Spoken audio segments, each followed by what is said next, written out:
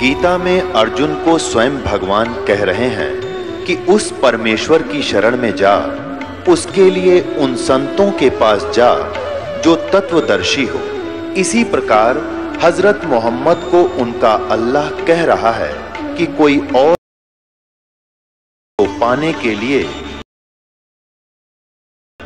वो प्रभु कौन है, ये जानने के लिए कृपया अवश्य सुनिए जगत गुरु तत्वदर्शी संत रामपाल जी महाराज के अमृत वचन। गरीबदास जी ऐसे सुन रहे थे जैसे वो आत्मा उनकी सतलोक में ही घूम रही हो। वो परमात्मा बताते जा रहे थे और वो कल्पना करते जा रहे थे। फिर परमेश्वर ने बताया कि वहाँ दूधों की, दहियों की और बेटा अमृत की दरिया बहती है, सरोवर भरे हुए हैं। तो गरीबदास जी ने कहा क्या भगवान वो खराब नहीं होते? क्योंकि यहाँ तो दूध ऐसा है 2 घंटे रख दे गर्मियों में, फिर उसने गर्म करे तो फट जा, बांस उठ जा। तो वहाँ दूध के दरिया चलती हैं, दूध के भरे रहते हैं सरोवर, समुद्र, तो खराब नहीं होते। परमात्मा ने कहा नहीं बेटा, वो अमर पदार्थ है। उदाहरण दिया परमात्मा ने कि जैसे ये गंगा आई है आपके भारतवर्ष में, ये गंगा का जल हमारे ही लोक से आया है, सतलोक से। और एक ये एग्जाम्पल है आपके लिए, बुद्धिमान को संकेत ही पर्याप्त होता है। सतलोक से या गंगा आई, सबसे पहले आई शिव के लोक में, शिव के लोक से फिर आई विष्णु के लोक में सबसे, और फिर उसके बाद आई है इस पृथ्वी लोक पे। इसके आने का तरीका परमात्मा की रजा और उसका, अब उसको साइंटिफिक तरीके से किसी तरह लगा लो। वहाँ से नीचे आई, फिर वहाँ से नीचे वाष्प बनकर पृथ्वी पर आई, या हिमालय के ऊपर आकर के ये बर्फ रूप में विद्यमान हुई और हो ही रही है। हुई क्या, ये तो आ ही रही है, वहीं से चलकर आ रही है। और इस गंगा के पानी को आप रख लीजिए, चाहे 100 वर्ष रखो, ये खराब नहीं होता। और ये तो इसे लोक में जहाँ सब कुछ में तुरंत ही जीव चल पड़ते हैं। ये कितना सुंदर शरीर है, मृत्यु को उपरांत 2 दिन इसका अंतिम संस्कार ना करो, इसमें जीव पड़ जाएंगे सारे में। लेकिन उस गंगा के पानी में वो खराब नहीं होता, उसमें जीव नहीं होते। गंगा जल तकरीबन सबके घर पर होता था। इस बात से गरीबदास जी खूब परिचित थे कि 3 वर्ष पहले हमारी माता किसी के साथ गई थी और गंगा का जल लाई थी, और आज तक बिल्कुल ऐसा ही है। तो उन्होंने बड़ी रुचि हुई कि भगवान मुझे वो स्थान दिखाओ जहाँ हम पहले रहा करते थे। परमात्मा आए इसलिए थे, हम जीवों के लिए अपने गवाह तैयार करने के लिए, कि मेरे प्रत्यक्ष दृष्टा हों, मेरे साक्षी बने मेरे बच्चे, ताकि आने वाली वो पिछली पीढ़ी में मुझे पहचान सके कि कबीर इज गॉड। तो परमात्मा उनको सतलोक में लेकर गए, अपनी प्यारी आत्मा गरीबदास साहिब जी को। शरीर नीचे रह गया, आत्मा सूक्ष्म शरीर, फिर कारण शरीर, सब फिर वहाँ जा करके उसका अपना ओरिजिनल शरीर जो वहाँ हमारा था, वो उसमें वो मानव शरीर सदृश ही है, लेकिन उसका पूरी बॉडी का 16 सूर्य जितना प्रकाश है। और परमात्मा यानी परम अक्षर ब्रह्म का, सत्य पुरुष का, कबीर जी की का वहाँ शरीर का इतनी रोशनी है, इतना प्रकाश है, जैसे करोड़ सूर्य करोड़ चंद्रमा मिला दे एक रोमकूप में। तो परमात्मा भी मनुष्य जैसा ही है, लेकिन सामर्थ्य में अंतर बहुत है, शक्ति में बहुत अंतर है। तो इस प्रकार गरीबदास जी को परमात्मा ऊपर लेकर गए ब्रह्मा विष्णु महेश का लोक दिखाया, धर्मराज का लोक दिखाया, ये नकली सतलोक दिखाए, और यहाँ के ये स्वर्ग लोक दिखाए, नरक लोक दिखाए, इंद्र का लोक दिखाया, सभी ऊपर को लेकर गए, जहाँ काल रहता है वो स्थान दिखाया, और 11वां द्वार पार करके अक्षर पुरुष के लोक में प्रवेश किया। फिर 12वां द्वार पार करके सतलोक के अंदर प्रवेश हुए, भंवर गुफा के पार करके। ऊपर पहुंच के जब परमात्मा जाकर के अपने ही दूसरे स्वरूप पर चवर करने लगे, क्योंकि परमात्मा में एक शक्ति होती है, एक सिद्धि होती है, एक सिद्धि जो बहुचोले धार है। तो परमात्मा अन्य रूप बनाकर नीचे आते हैं और एक रूप में सिंहासन पर वहाँ विराजमान होते हैं। जो सिंहासन के ऊपर राजा के समान मुकुट पहने हुए, छत्र के नीचे बहुत बड़े गुंबज के अंदर परमात्मा वहाँ बैठे थे सिंहासन पर, उनके एक रोम में करोड़ सूर्य मिला दे करोड़ चंद्रमा, इतनी रोशनी थी उस परम पिता की। और नीचे से जो जिंदा महात्मा के रूप में वही परमात्मा अपना अन्य रूप धारण करके गए थे, अन्य वेश में, वो जिंदा महात्मा का रूप था। जिंदा कैसे होते हैं? मुसलमानों के अंदर जिंदा महात्मा होते हैं, काला टोप पहनते हैं छोटे से वाला, एक काला ही ओवरकोट पहनते हैं घुटनों से भी नीचे तक, पिंडलियों तक का, और एक कच्छा पहनते हैं घुटनों तक का। ऐसी वेशभूषा वाले को जिंदा महात्मा कहते हैं।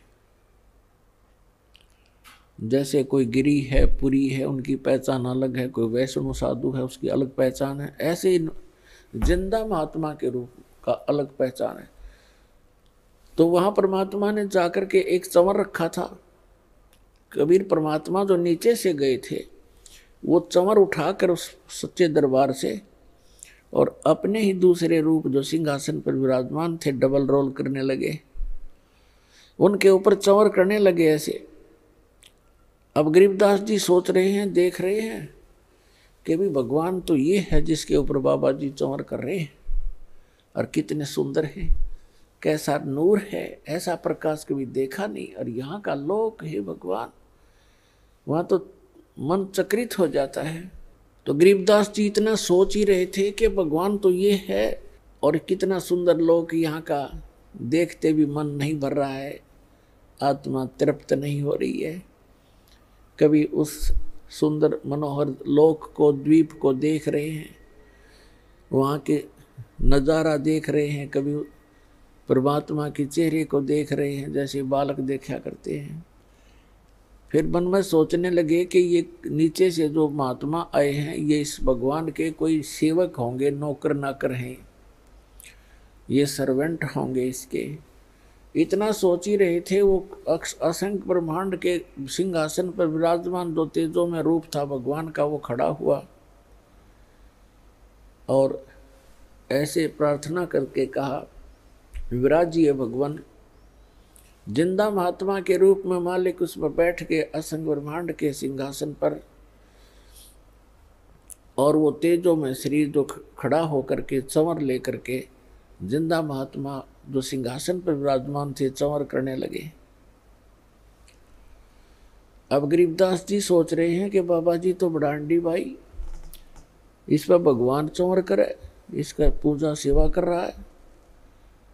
इतना सोच ही रहे थे, इतने में तेजों में शरीर जिंदा वाले स्वरूप में समा गए और अकेले जिंदा महात्मा के रूप में परमात्मा असंख्य ब्रह्मांड के कंट्रोलर और सृजनहार के सिंहासन पर बैठे, और उनका इतना ही तेजों में शरीर हो गया।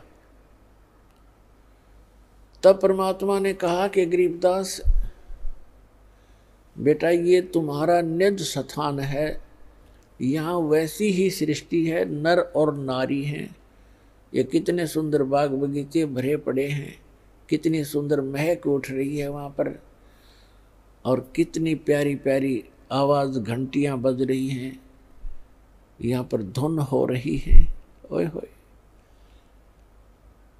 अब गरीबदास जी से कहा कि बेटा मैं बनारस के अंदर, काशी के अंदर 120 वर्ष जुलाहे के रूप में, धानक रूप में रहा था और मैंने वहाँ अपना प्रचार किया।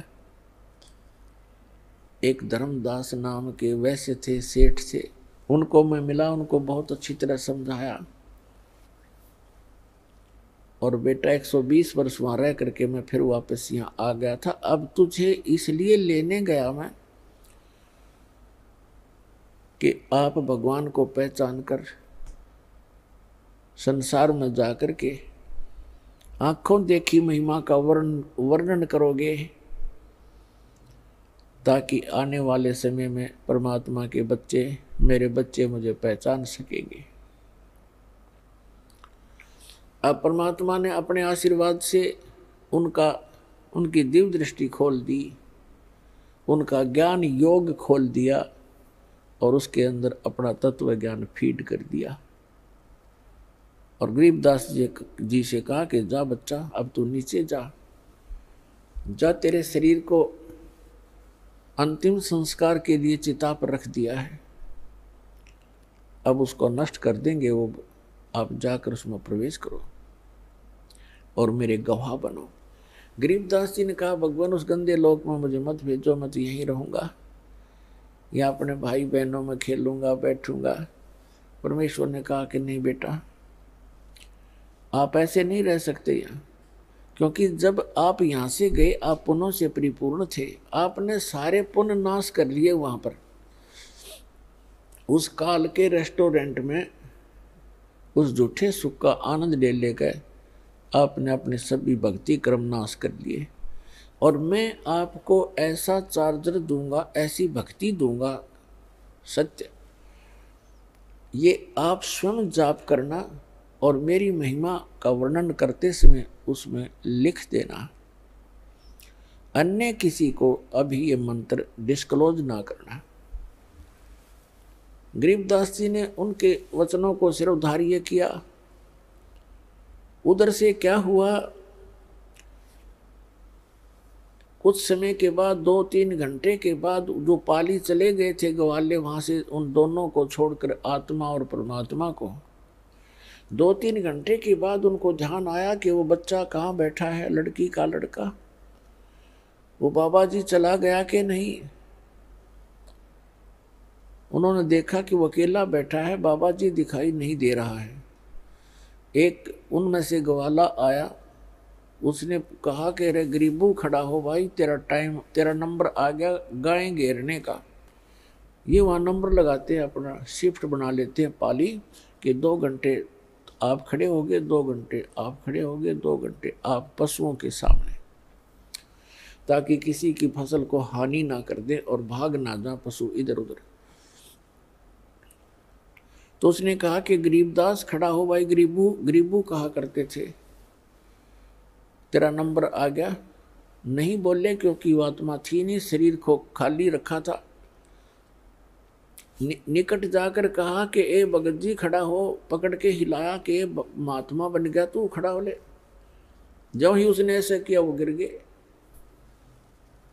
अब वो एकदम घबरा गया, सभी पालियों को आवाज लगाई कि दौड़ के आओ, भागो भागो। ये लड़की का लड़का मर गया। 2 पाली गांव की तरफ दौड़े। 1.5 किलोमीटर की दूरी पर छुड़ानी गांव था उस स्थान से जहां पर ये परमात्मा प्रकट हुए थे। गांव में पता चला 30-40 घर होते थे, पहले छोटे गांव हुआ करते थे। सारे गांव में एकदम सन्नाटा छा गया। जिसने भी सुना वही उस स्थान की तरफ दौड़ लिया। बूढ़े क्या, बच्चे क्या, माई क्या, बहन क्या, सभी चल पड़े। वहां से बच्चे को 100 को घर ले आए। घर ला करके फिर शाम के समय अंतिम संस्कार के लिए चिता पर रख दिया। उसी समय परमात्मा ने अपनी प्यारी आत्मा गरीबदास जी को उनके शरीर में प्रवेश कर दिया। अब जो ही आत्मा प्रवेश हुई, उनके अंदर वो ज्ञान फीड कर दिया था। वही वाणी उठते ही, चिता के ऊपर से उठते ही ये वाणी बोलने लगे, अनंत कोट ब्रह्मांड का एक रति नहीं भारे, सतगुरु पुरुष कबीर हैं कुल के सिरजनहारे। अलल पंख अनुराग है सुन मंडल रे थीरे, दास गरीब उधार दिया सतगुरु मिले कबीर। अब गांव वालों ने सोचा ये लड़का मेंटल हो गया, बाबा जी के जंतर मंत्र का दूध पी के एंड बैंड बोल रहा है, पता नहीं क्या बक रहा है उआ बाई, क्योंकि वो समझ कैसे सके इस गूढ़ रहस्य को। ऐसे 3 वर्ष बीत गए और उधर से इस बात पर संतोष कर लिया परिवार के व्यक्तियों ने कि हे भगवान, लड़का होता गया मेंटल, पर कोई बात नहीं, या लड़की इस बच्चे को देख देख कर जैसा भी बावड़ा है, पागल है, इसको देखकर वो जीवित रह जाएगी, नहीं तो बेहोश हो जाती थी इस घटना को सुनकर बार बार। तो ये संतोष किया कि कोई बात नहीं, पागल हुआ सो हुआ, पर जीवित तो हो गया। लड़की ने पेट पर खाना खा लिया। ऐसे 3 वर्ष बीत गए। एक गोपाल दास नाम के दादू पंथ के एक संत थे, जो बनिए के घर जन्म था उनका, और वो दादू पंथ से दीक्षित होकर के घर त्याग चुके थे, बाल बच्चों का विवाह करके फ्री हो गए थे, और वो ऐसे घूमते फिरते थे, शिष्य बना रखे थे गांव में, वहाँ जाते थे, उनके घर रुकते थे, घूमते फिरते, जिसको रमता राम कहते हैं। और दादू साहब जी को भी परमात्मा मिले थे जब वो 7-8 वर्ष के थे, जंगल में खेल रहे थे, बनी में 2-4 बच्चे और भी बैठे थे। तब परमात्मा आए, उनको ज्ञान सुनाने लगे। बच्चे, छोटे बच्चों को रुचि बहुत होती है, वह कोई कथा कहानी सुन के बड़े प्रसन्न होते हैं। तो 3-4 बच्चे थे, वो और 4-5 और थे, एक दादू जी थे। दादू जी की रुचि बहुत थी, क्योंकि वो आए उसी के लिए थे। सारा ज्ञान सुनाया, दादू जी की आंखों में आंसू आने लगे और कहा, भगवान ऐसा लोग है वहां पर। और वो दादू जी तो जयपुर के पास राजस्थान के अंदर जन्मे थे, वो वहाँ तो और बुरा हाल था उस समय। उनकी प्रबल प्रेरणा हुई और कहा कि मुझे वहाँ ले चलो भगवान। तो परमात्मा ने कहा, भी ऐसे नहीं ले जा सकते, पहले आपने मेरा शिष्य बनना पड़ेगा, दीक्षा लेनी पड़ेगी। ऐसे गरीबदास जी को भी प्रथम मंत्र देकर परमात्मा सतलोक लेकर गए थे, और कुंवारी गाय के दूध से उनको वो अमृत पान कराया था, जिसको पान परवाना कहते हैं। पान माने पेय जल, जैसे खान पान, तो खाना और पीने का जो स्थान, तो पान परवाना का अर्थ है प्रथम मंत्र। इस अमृत बना करके वचनामृत से मिश्री के साथ या अन्य जैसी भी सुविधा उपलब्ध होती है, उसके माध्यम से प्रथम मंत्र दिया जाता है। तो वहाँ परमात्मा ने कहा, एक पान के पौधा था निकट ही, पान का पेड़ था, उससे एक पत्ता तोड़ के लाया, बच्चा के पत्ता तोड़ के लाया। एक करमंडल था उनके पास, अपना जल मालिक के पास। परमात्मा ने कहा कि प्रथम मंत्र लेकर फिर मैं तुझे ले जा सकूंगा। तो और बच्चे तो उठकर चले गए, वो दोनों रह गए, परमात्मा और वो प्यारी आत्मा। तब परमेश्वर ने अपने करमंडल से एक घूंट पानी की भरी और फिर वापस उस पे पान के पत्ते पर ऐसे कुरला कर दिया और कहा, ले बच्चा, ये नाम ले और इसको पी ले। अब दादू जी ने पकड़ के पी लिया, और जो बच्चे और बैठे थे वो उठ कर चले गए, कहने लगे, हम ना पीवा, तेरे जूठे ने। अब दादू साहब को फिर परमात्मा ने वो मंत्र दिया, वो बच्चों के जाने के बाद वो तो कुरला करके रख लिया था ताकि ये बच्चे आप खिसक जाएंगे, यहाँ से कहना नहीं पड़ेगा तुम जाओ। वो तो उठकर चले गए। जब वो दोनों रह गए तो उनको नाम दिया, नाम देकर कहा ले बेटा ये पी ले। दादू साहब पीते ही उनकी तो सुरती पहुंची और कहा चल मेरे साथ। आत्मा शरीर वहाँ छोड़ दिया, ऊपर लेकर गए आत्मा को। तो दादू साहब जी 3 दिन और 3 रात अचेत रहे थे, बेहोश पड़े थे, कोमा में, जैसे कहते हैं ना कोमा के अंदर आ गया। रात्रि देर होगी, शाम को बच्चे की खोज हुई। उन बच्चों से पूछा कि कहाँ है तुम्हारे साथ वो खेलने गया था दादू। उन्होंने बताया कि वहीं रह गया था, हम तो आ गए थे। वहीं खोजने के लिए गांव के लोग गए तो वहाँ अचेत पड़े थे। तब उन बच्चों ने बताया कि एक बाबा जी आया था और उसने ऐसे जंतर मंतर करके एक जलपान किया था और इनको पिलाया था। हम तो आगे, हमने पिया नहीं, इसने पी लिया था, जिससे ये मर गया। मरा तो नहीं है लेकिन अचेत है। घर उठा लाए, सब परिवार के जन इकट्ठे हो गए, रिश्तेदार आने लगे कुशल पूछने के लिए। तीसरे दिन परमात्मा ने ऊपर के सब ब्रह्मांड दिखा करके उस आत्मा को वापस छोड़ दिया। तब दादू साहब जी एकदम खड़े हुए, चारों तरफ देखा कि हाहाकार मच रहा है, माँ रो रही है, पिता रो रहा है, भाई बहन अन्य सब बुरा हाल था, सन्नाटा छाया था। तो एकदम उठे तो सबकी खुशी का ठिकाना नहीं रहा। लेकिन दादू जी की वही हालत हुई जो गरीबदास साहिब जी की थी। ये वाणी बोलन लगे और उस वाणी को उस गांव वाले नहीं समझे कि पागल हो गया। अब दादू साहब जी क्या बोल रहे थे अपने परमात्मा कबीर जी के गवाह बनकर, जो जो शरण कबीर के तिरगे अंत अपार, दादू गुण के ताकहूँ कहत न आवे पार। कबीर करता आप है दूजा ना कोई, दादू पूर्ण जगत को भक्ति दृढ़ावत सोए। ठेका पूरा होवे जब सब कोई तज शरीर, दादू काल चंपे नहीं जपे जो नाम कबीर।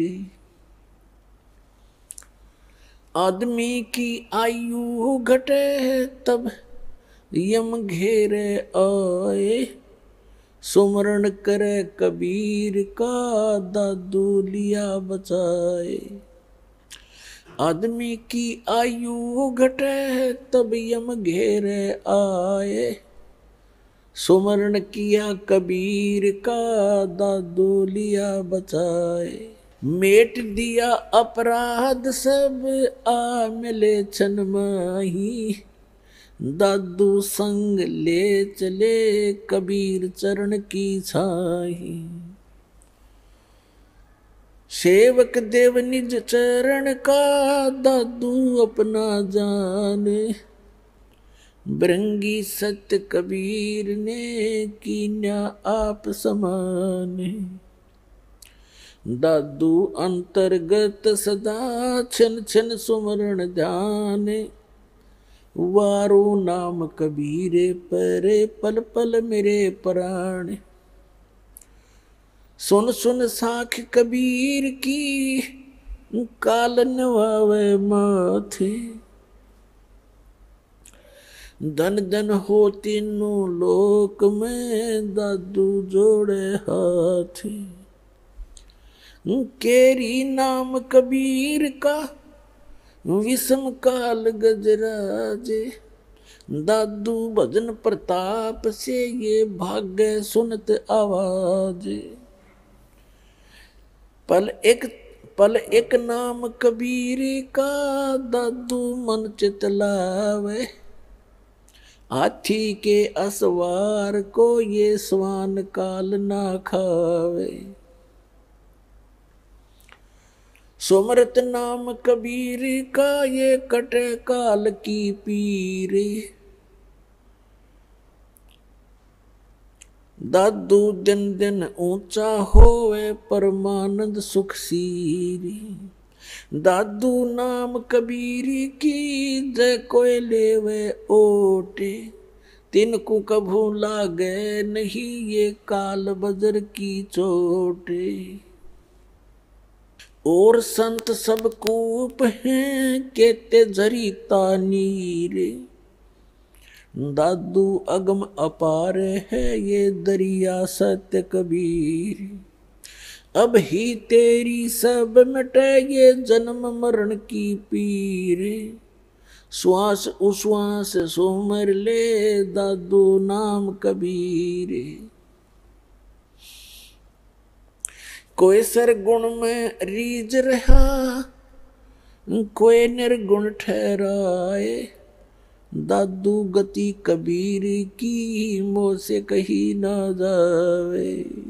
दादू नाम कबीर का सुनकर कांपे काले। नाम भरोसे नर चले होए न बाका बाले। जिन मोह को निज नाम दिया सोए सतगुर हमारे। दादू दूसरा कोई नहीं कबीर सिरजनहारे। अपने आत्मा परमात्मा को भूलकर हम अपना जीवन नाश कर रहे थे। भगवान को हम पहचान नहीं पा रहे थे। अब परमात्मा को परमात्मा सिद्ध करने के लिए आपके रूबरू लगभग 6-7 गवाह दास खड़े कर देगा और तब जाके हमारे हृदय में समाओगी। जबकि न्यायालय के अंदर 2 गवाहों की ही पर्याप्त होते हैं किसी को दोषी या निर्दोष सिद्ध करने के लिए। और यहाँ पर आपके सामने 7 साक्षी रूबरू कर देगा आपके परमात्मा को परमात्मा सिद्ध करने के लिए। और तब जाकर के ये गले उतरेगी कि कबीर इज गॉड। अब हमारे भक्त तो परिचित हो ही जाते हैं इस ज्ञान से, सुनकर इतने प्रमाणों को देखकर, और वो किसी अन्य को बताने की चेष्टा करते हैं तो सारा ज्ञान सुन लेते हैं और फिर ये कहते हैं और तो सारी बात आपकी प्रमाणित है, पर कबीर को भगवान नहीं माना जाए। कबीर को भगवान कैसे माने? कबीर तो एक जुलाहा था, धानक था, कवि था, गरीब सा आदमी था, झोपड़ी में रहा करता था। तो परमात्मा तो परमात्मा ही होता है। अब हमने ये कैसे जान लिया कि परमात्मा वो है जिसका हाथ में धनुष हो या त्रिशूल हो और या सुदर्शन चक्कर हो? तो ये लक्षण कहाँ से ग्रहण करें हमने कि ये भगवान होता है? वो हमने अपनी लोक वेद दंत कथा सुने सुनाए ज्ञान से सिद्ध कर रखे थे। अब जिसके पास थोड़ा सा कोई मजबूती है, कोई बल है किसी भी प्रकार का, तो वो तो आप भगवान है। ये राजा लोग कैसे बने थे, राज कैसे स्टार्ट हुआ था, ऐसे जनता रहा करती थी। जिसके पास 10-20 लठाड़े होते वो किसी ने कूट छेद कर उसका लूट लेते धन, फिर उन पर टैक्स लाने शुरू कर दिए। लाठी वाले की भैंस यहाँ पर है ही है। तो वो तो आपे भगवान है जिसके पास हथियार है या कोई बाहुबल है या कोई अपने सदस्यों का ताकत है। भगवान तो भगवान ही है। और ऐसी स्थिति में जो एक झोंपड़ी में रहा करते थे, कपड़ा बना करते थे, और उसको भगवान, उस भगवान को भगवान सिद्ध करना, तो सबसे बड़ा इस पृथ्वी पर जो सबसे कठिन काम है ये है कि कबीर को परमेश्वर सिद्ध करना। और इब्दास ऐसा कर देगा कि सदा के लिए बच्चे बच्चे के जुबान पर हो जाएगा, कबीर इज गॉड, धानक रूप रहा करता।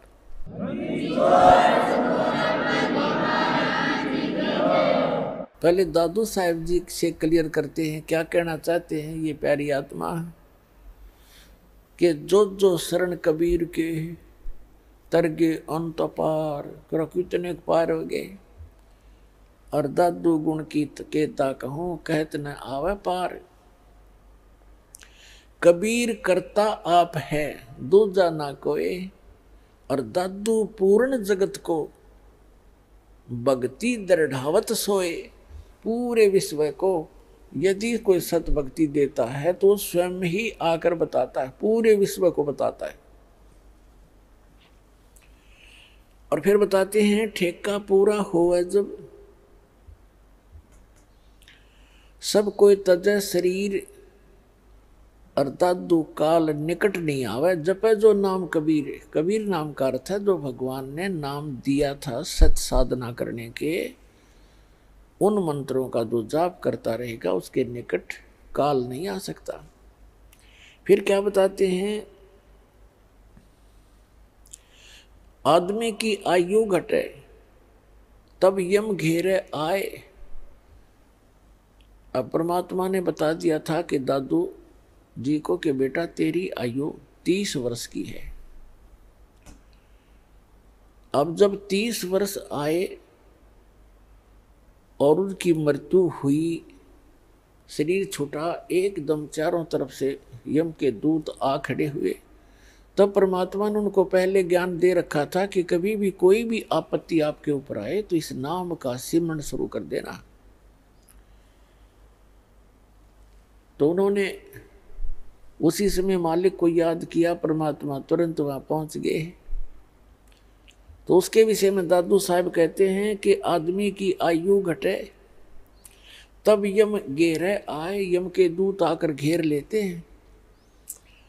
और सोमरण किया कबीर का दादू लिया बचाए।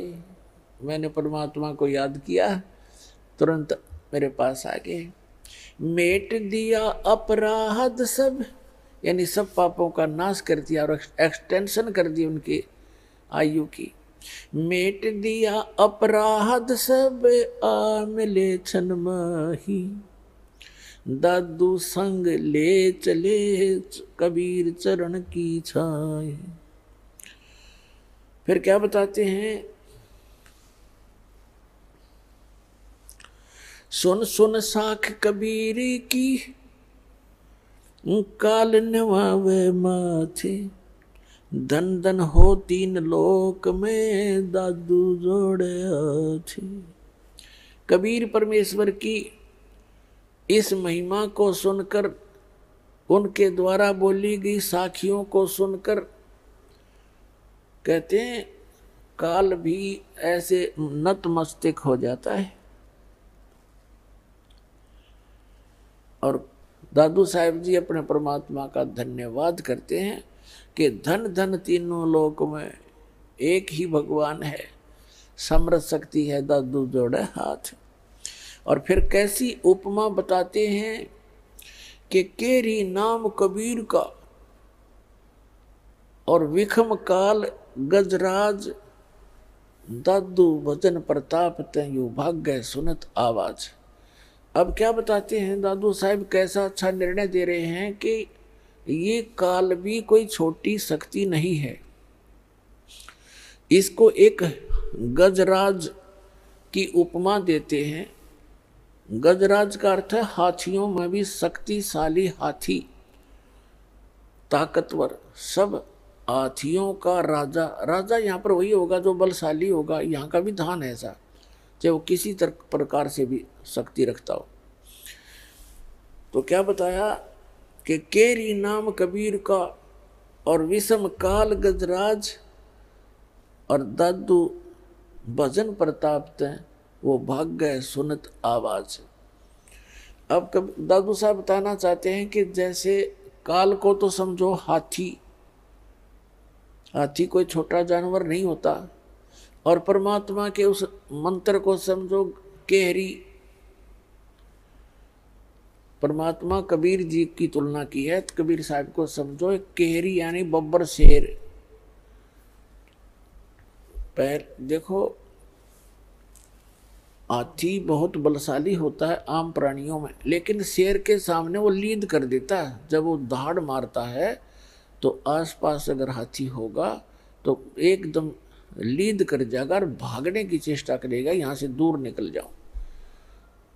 तो क्या बताते हैं, केरी नाम कबीर का और विषम काल गजराज और दादू भजन प्रतापते, वो भाग गए सुनत आवाज। फिर क्या बताते हैं, पल एक नाम कबीर का दादू मन चित लावे, और अस्थि के असवार को स्वान काल नहीं खावे।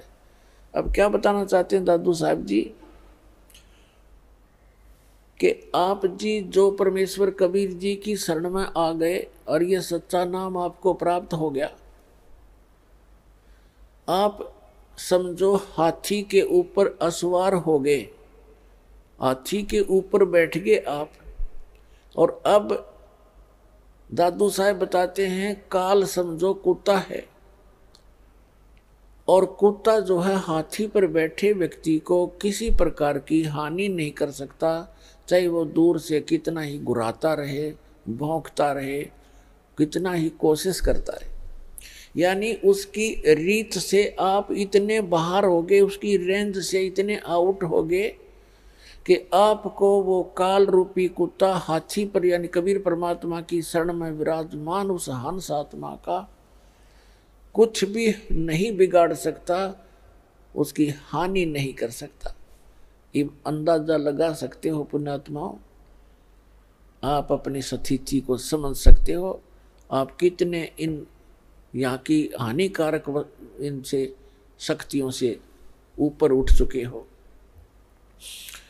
क्या बताते हैं, पल एक नाम कबीर का दादू मन चित लावे, हाथी के असवार को ये स्वान काल नहीं खावे।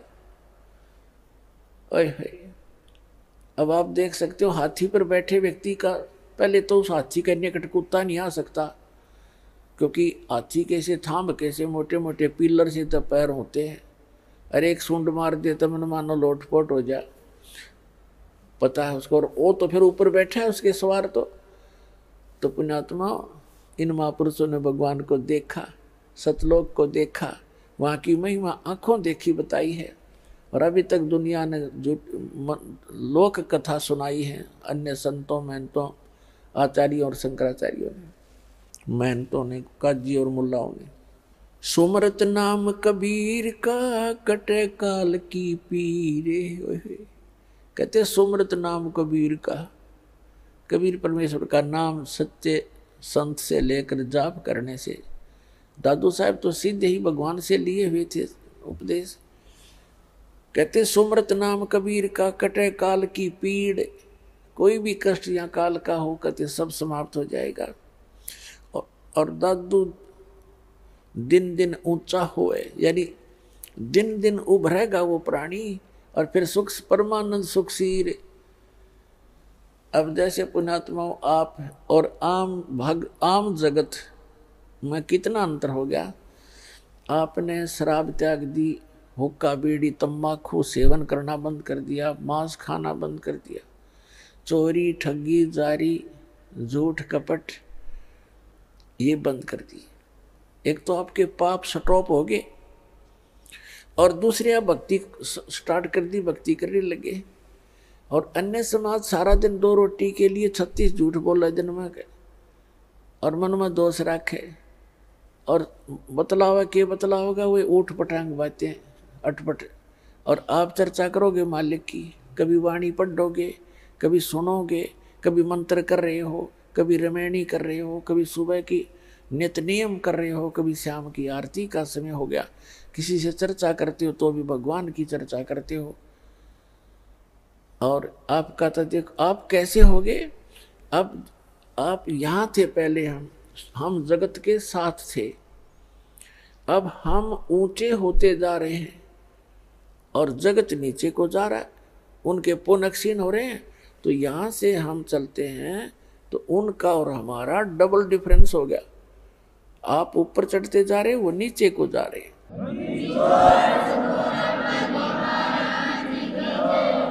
सुमरत नाम कबीर का ये कटे काल की पीरे, दादू दिन दिन ऊंचा होए परमानंद सुख सीर। दादू नाम कबीर की जय कोय लेवे ओटे, उनको कभी लागे नहीं ये काल बजर की चोटे।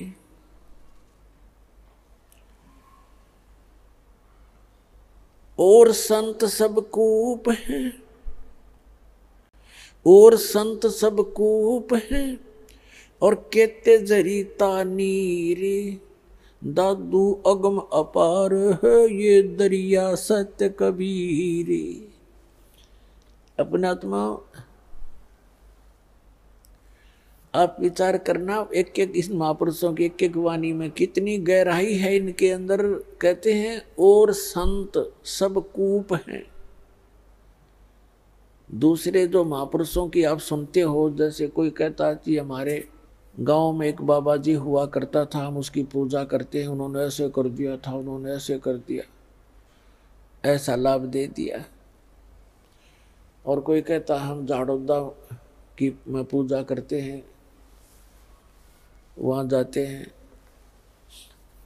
तो वो भी संत थे, उनमें भी कुछ भगवान की भक्ति का शक्ति संग्रह था, और वो भी छोटे मोटे आम प्राणी से तो वो अच्छी कोई ना कोई चमत्कार लीला कर ही देते हैं।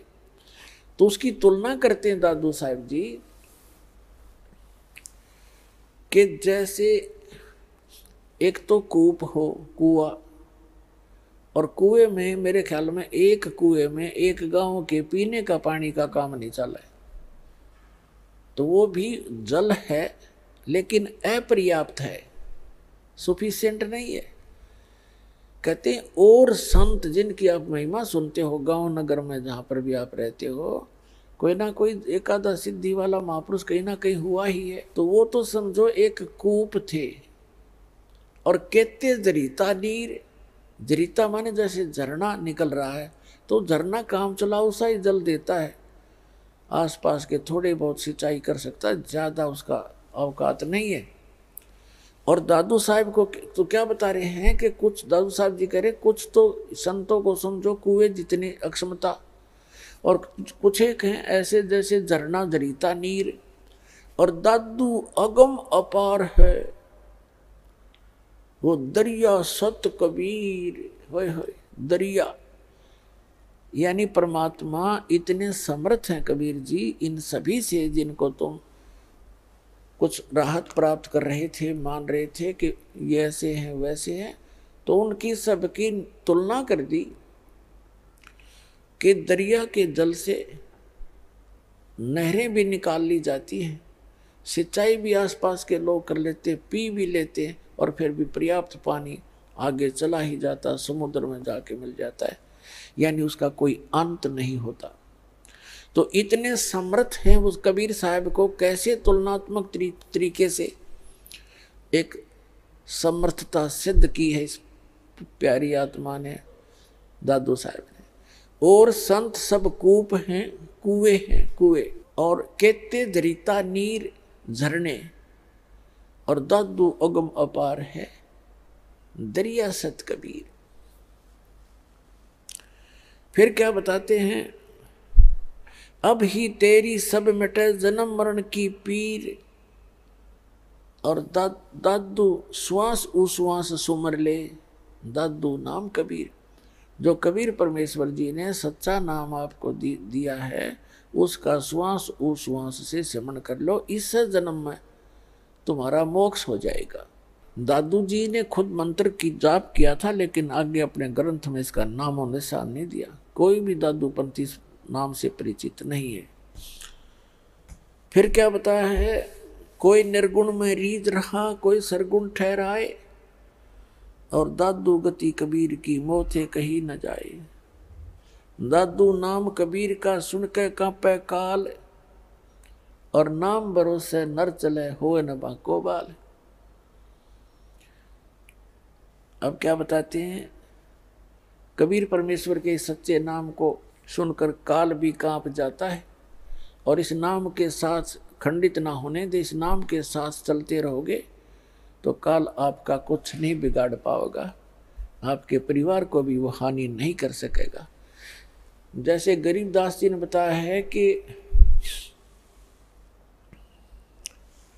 गरीबदास जी ने इसी का तुलनात्मक तरीके से बताया है कि जो कबीर साहब ने स्वयं बताया गरीबदास जी को कि जब लग हंसा हमारी आना, और काल लगे नी तेरा बाणा। जब तक हंस यानी मेरी प्यारी आत्मा मेरी मर्यादा में रहेगा तो काल तेरा अटैक नहीं हो सकता।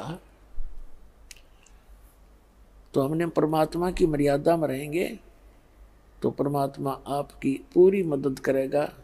जैसे दादू साहब ने कितना क्लियर कर दिया है, आप ऐसे बैठ के जैसे हाथी पर, और काल और इसकी सारी शक्ति समझ लो कुत्ते जितनी, आप उस काल की रीत से बाहर हो गए, पहुंच से दूर हो चुके हो। अब जानबूझ के हाथी ते तला पड़ जाएगा डर के, उसके भौंकने ते तो फिर तो पाड़ के खाएंगे कुत्ते। तो इसलिए आप जिन्हें हाथी परमात्मा के इस शरण रूपी हाथी से नीचे मत उतरना, सतलोक जाके छोड़ देंगे आपको।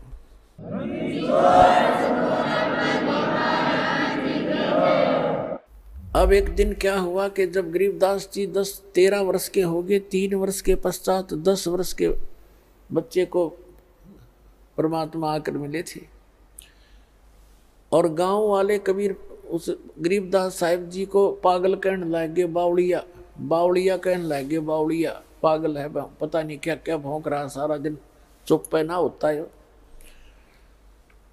एक दिन ये दादू पंथ से दीक्षित गोपाल दास नाम के एक संत बने हुए थे, घर त्याग के वैराग ले लिया था, सन्यास ले रखा था बच्चों से फ्री होकर के। वो छुडानी गांव में अपने शिष्य के घर आ गए, और वो ऐसे ही 2-3 वर्ष में चक्कर लगता था उसका।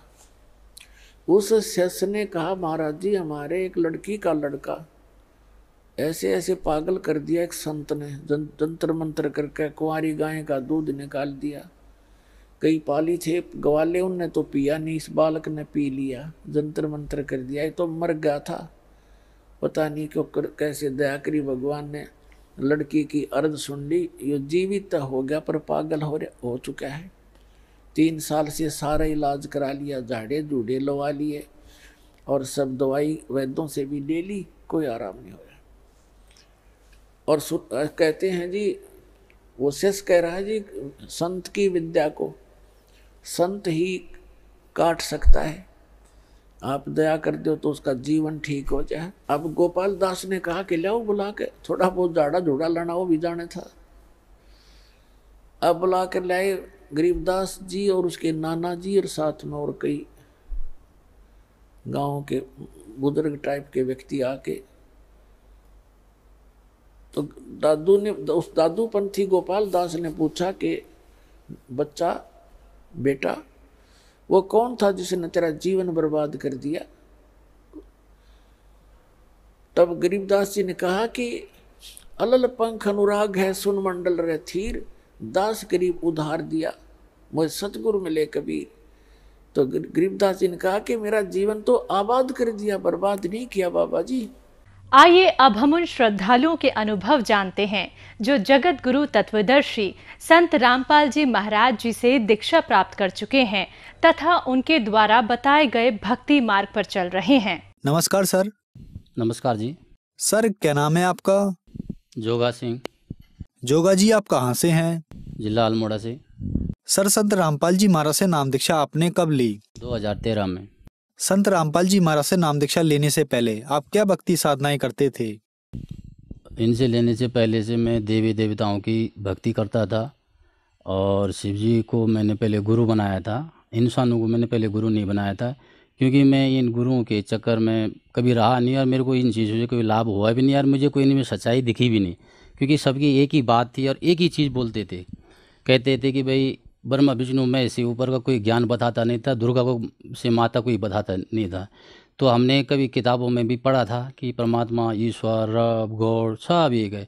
तो मैं उसी एक के तलाश में, मैंने कहा एक है तो वो है कौन है, कहाँ है, कैसे मिलता होगा, जिस कारण से मैं बहुत दुखी था। मैं इतना दुख था कि मेरे परिवार में पहले क्या होता था कि थोड़ी वैसी घरेलू अपनी परेशानी थी, शारीरिक भी था मेरे को वैसे, और जिस कारण मानसिक भी था और जानवरों में भी था, बच्चों में भी था।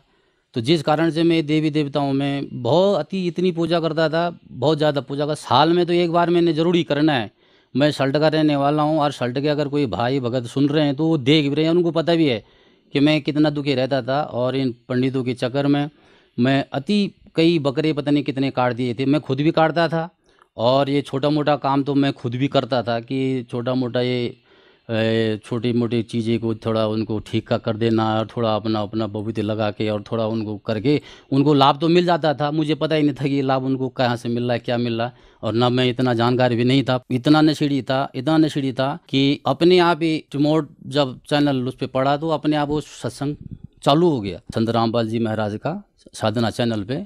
उस टाइम मेरे को ये भी पता नहीं था ये साधना चैनल पे आ रहा है। मैं इतना नशे में था कि मुझे पता ही नहीं था कि वो साधना चैनल है, क्या चैनल है। पर मैं इतना ज़रूर देख रहा था, इतने नशे में कि भांग के नशे में था मैं उस दिन। इतना देख रहा था कि उसमें कुछ चीज़ें ऐसी बोली जा रही है जिसे मैं कबूल कर रहा हूँ। मैंने कबूल आज तक टीवी की बातें, किसी की बातें कबूल नहीं करी मैंने, यार कोई भी संत की बात मैंने कबूल नहीं करी, क्योंकि मैं उस परमात्मा को जानना चाहता था कि सब एक ही बात बोल रहे हैं, मेरे को नहीं मानता। तो मैंने शिव जी को गुरु बनाया था।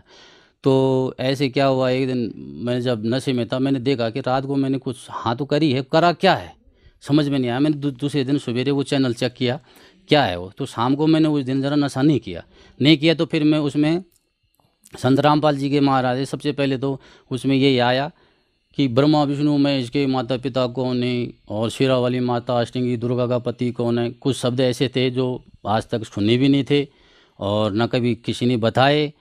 तो अजीब सा भी लगा पहले दिन। तो फिर मैंने वो सत्संग पूरा देखा, पर उसमें पर मैंने यही देखा कि त्रिदेव की करे जो भक्ति, इनके कदे न होए मुक्ति, गुण तीनों की भक्ति में यो भूल पड़े संसार निज नाम बिना ये कैसे उतरे पार। मैं शिव जी भगवान जी की पूजा करता था, तो जब मैंने देखा कि त्रिदेव की भक्ति से मुक्ति नहीं होगी, तो मेरे को एक ज़रा जिज्ञासा ऐसे बन गई कि ये त्रिदेव की भक्ति से मुक्ति नहीं होगी तो किसकी भक्ति से मुक्ति होगी। तो मैंने कहा ज़रा देखना चाहिए। फिर मैंने मालिक के दया से, परमात्मा संत रामपाल जी महाराज के दया से, जब मैंने 15-16 दिन वो सत्संग सुना होगा, संत रामपाल जी महाराज जी से दीक्षा मैंने 2013 में ली। सर, संत रामपाल जी महाराज से नाम दीक्षा लेने के बाद क्या आपको लाभ भी मिले? जी हाँ, संत रामपाल जी महाराज से दीक्षा लेने के बाद मेरे को सबसे पहले लाभ तो ये मिला कि जो मेरे आंतों में सूजन थी, और डॉक्टर ने ये बताया था कि भाई मैं वैसे बाहर तो जाता ही था, दुनिया को थोड़ी पता था कि मेरे अंदर में क्या बीमारी है, मैं खाना खाता हूँ या नहीं खाता हूँ। मैं खाना बनाने का काम करता था, जिस कारण से मेरी आंतें जो थी शराब के कारण, नशे के कारण इतनी फूल गई थी कि मैं थोड़ा सा वैसे हल्का फुल्का ही भोजन किया करता था, और भोजन बिल्कुल नहीं पचता था। डॉक्टर ने बोला कि भाई ऐसा है, तुम हल्का फुल्का भोजन खाओ। ये दवाई देते थे, 2-4 दिन ठीक होता था, फिर वैसे ही हो जाता था। तो संत रामपाल जी के महाराज की जब मैंने थोड़ा सत्संग सुना, ज्ञान समझा, तो मैं उनसे नाम उपदेश लेके आया।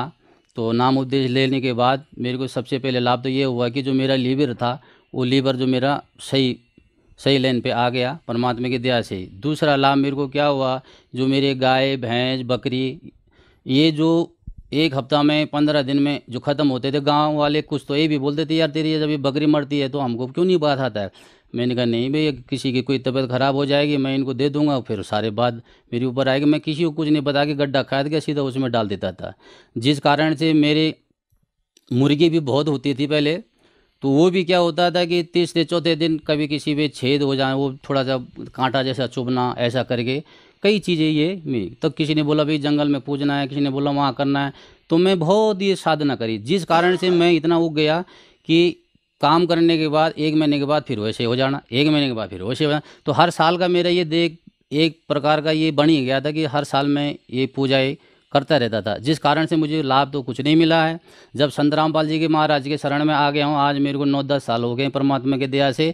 जो मेरे बच्चे से लेके, गाय से लेके, और जो भी हमारे सांसारिक है, आज हमारे गांव सल्ट में किसी से भी आप पूछ सकते हैं कि मैं पहले कितने ही भूतबाज थी मेरे अंदर, और ये लोग कितना करते थे मेरे घर में, ये खुद आने के साक्षी आप पूछ सकते हो। फ़ोन नंबर भी मैं आपको इसमें अभी दूंगा, तो उसमें भी आप पूछ सकते हो मेरे गांव में कि मैं कैसा था और मेरी हालत क्या थी। आज परमात्मा संत रामपाल जी महाराज के शरण में आने से मेरी वो सारे बीमारियों का रोग ऐसा हो गया बिल्कुल जैसे मतलब वो था ही नहीं। जो मेरा मेन बीमारी जो थी वो आज कट गई। जो मैं राजमा और जैसे हार्ड दालें जो हैं, ये हार्ड चीज़ें मैं कभी नहीं खाता था, तो आज परमात्मा की दया से मैं सभी चीज़ खाता हूँ और सभी चीज़ मुझे हजम भी है और हजम हो भी जाता है। हजम मालिक की दया से अपने घर में खेती बाड़ी करने लग गया परमात्मा की दया से।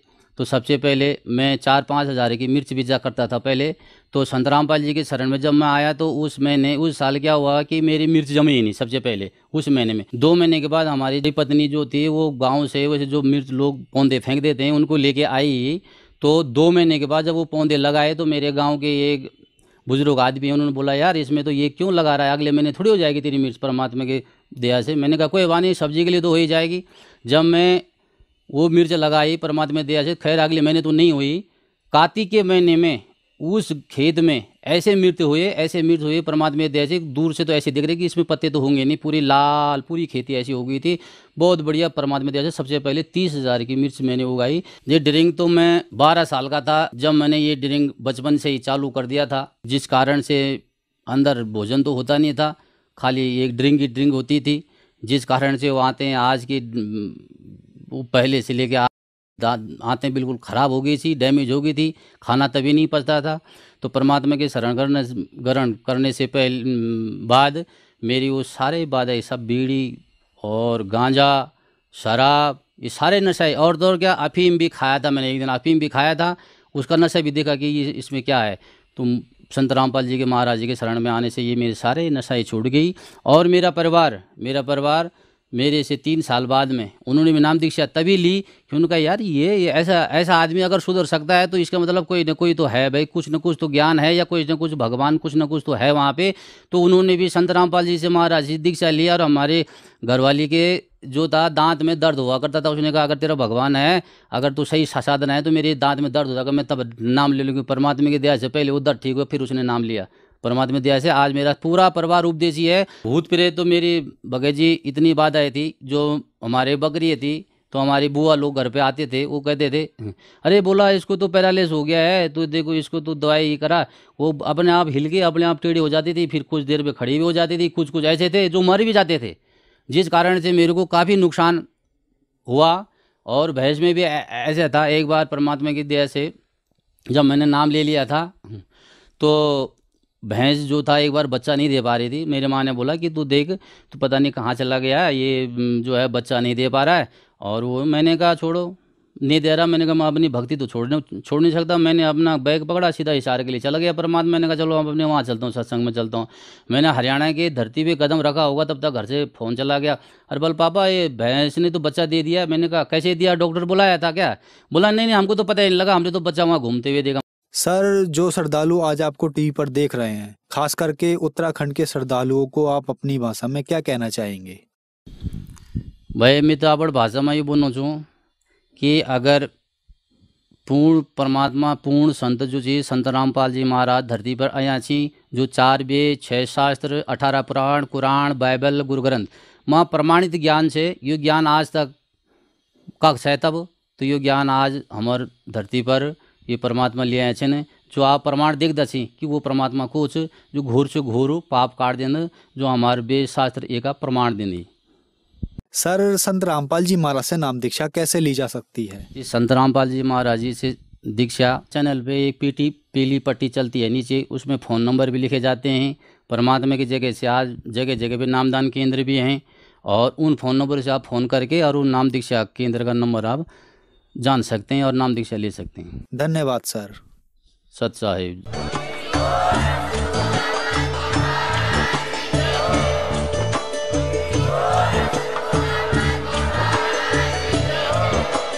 आप सुन रहे थे जगत गुरु तत्वदर्शी संत रामपाल जी महाराज जी के मंगल प्रवचन। अधिक जानकारी के लिए विजिट कीजिए हमारी वेबसाइट www.jagatgururampalji.org। संत रामपाल जी महाराज जी के शुभ आशीर्वाद से पूरे विश्व भर में 500 से भी ज्यादा नाम दीक्षा केंद्र हैं, जिन पर संत रामपाल जी महाराज जी द्वारा ऑनलाइन निशुल्क नाम दीक्षा दी जा रही है। अपने नजदीकी नाम दीक्षा केंद्र का पता करने के लिए संपर्क करें 822288